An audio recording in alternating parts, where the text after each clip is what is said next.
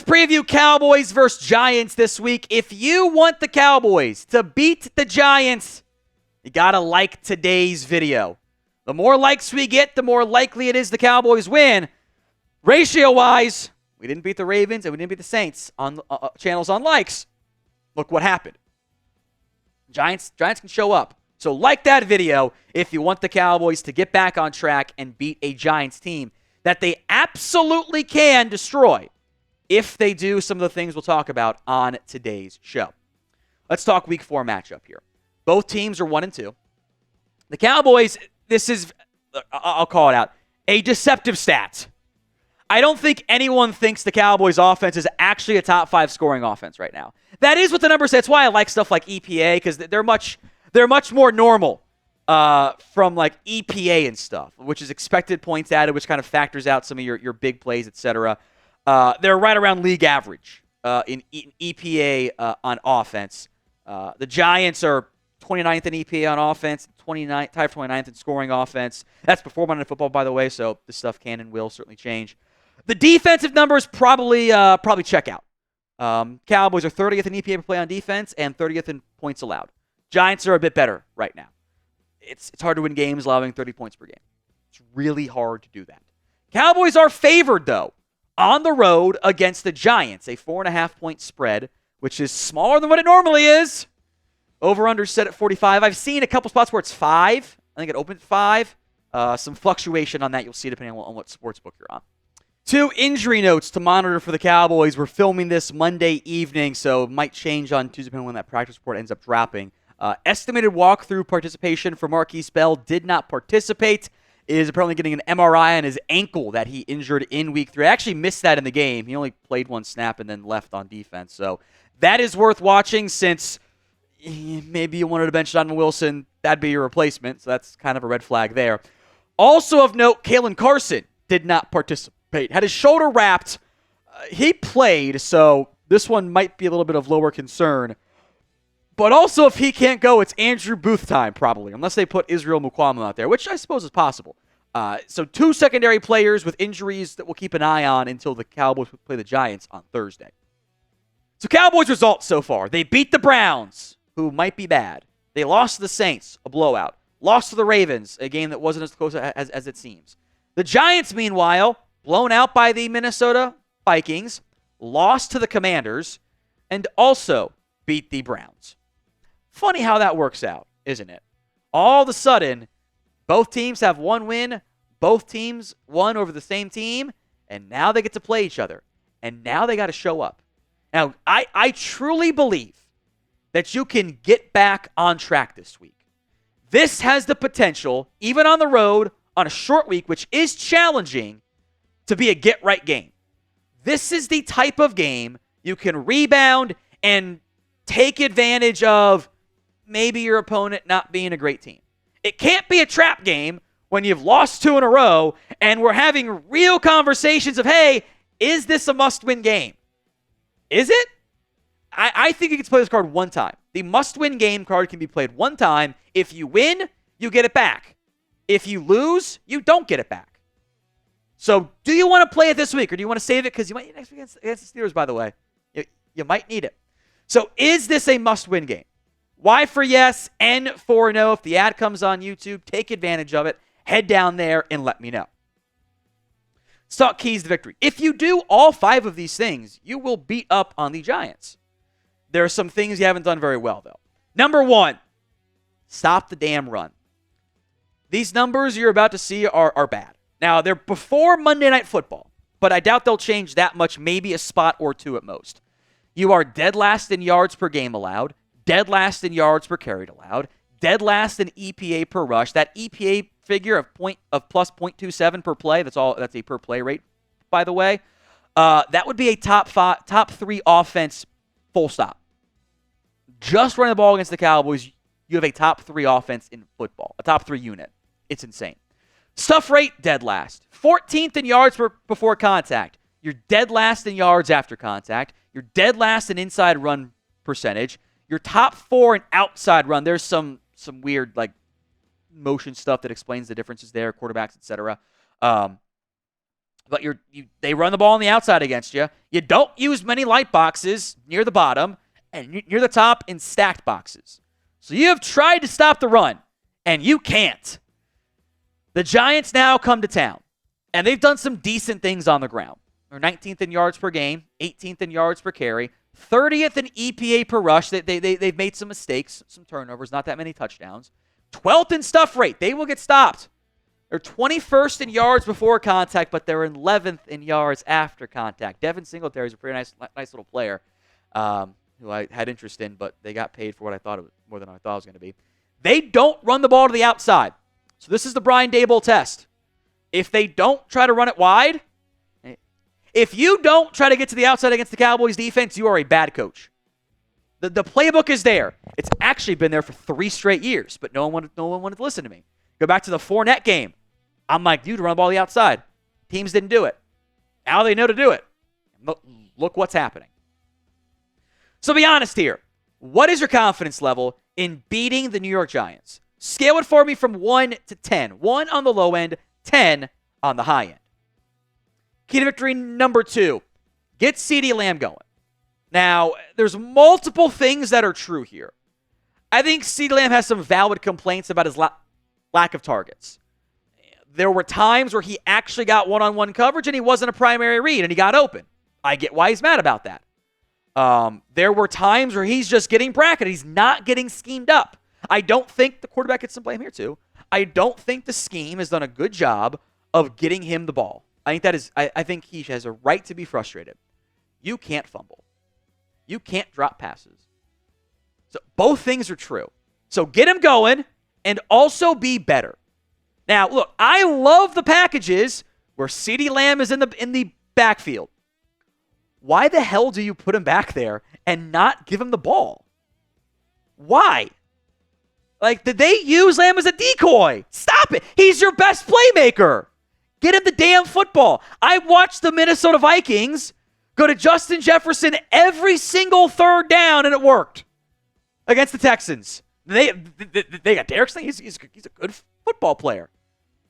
Like, you got to get him the ball in creative ways. Like, the Vikings passing offense was just literally, it was Justin Jefferson and Aaron Jones for 3 quarters. That's all they did. All these other teams, the good coach teams, find ways to get their number 1 receiver the ball. So make it happen. Just do it. No more excuses. We can be mad. I hated CeeDee Lamb's body language. He can't be Mr. Mopey. Both things are true. I can make everything better by getting him the ball, which is in your best interest, and he stops crying about it. I fixed it. It's really not that hard. We can be mad at him for pouting. He didn't handle it well. Everyone's right. All things are true. There's an easy solution here. Throw him the damn ball. Scheme up. Don't have him be bracketed every play. Like, use motion. God. Now, here are the odds this week from our friends over at BetUS. The Cowboys are 4.5-point favorite. The over-under set at 44. You can get a 125% deposit bonus by using promo code Cowboys125 over at chatsports.com/bet. Make sure you're paying attention because that link will not be in the description because sometimes YouTube gets mad. Chatsports.com/bet. Promo code Cowboys125. Through 3 games, there's no better receiver in the NFC East right now than this guy, Malik Nabers. Now, it's small sample size, and the other guys have been hurt or haven't been as productive in Lamb's case. Genuinely, I am terrified of stopping Malik Nabers. I don't know if you can. He's a bad matchup for everybody. Like, he's just good. He gets open. He makes explosive plays. My player comp for him coming out is Odell Beckham. I remember a game where Odell Beckham had the crazy-ass catch that the Cowboys still won. What's going to stop from the exact case this week? 3 plays I would run if I were the Giants. I'd run the ball with Devin Singletary. I'd run the ball with Daniel Jones. And when in doubt, F it. Malik Nabers down there somewhere. I would bracket him. Now, I can't bracket him if I can't stop the run because I can't devote 2 players to a wide receiver who's just blocking. These are the issues you're going to face, right? Malik Nabers has been awesome through 3 games. He is a legitimately special talent. 23 catches, 271, 3 scores. He would have been my number one player if not for Marvin Harrison, who also looks great down in Arizona. Like, if you can take away Malik Nabers, the passing game for the Giants isn't good enough. He bailed out Daniel Jones twice on one drive. Moss to do that should have been a pick, and skied for an overthrown ball in the end zone for a touchdown.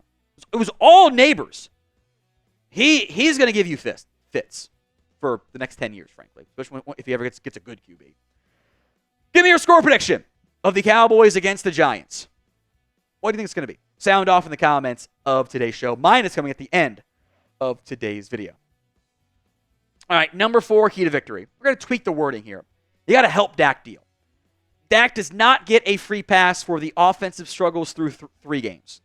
I also think it is true that there are bigger problems right now with this Cowboys team. All of those things are true.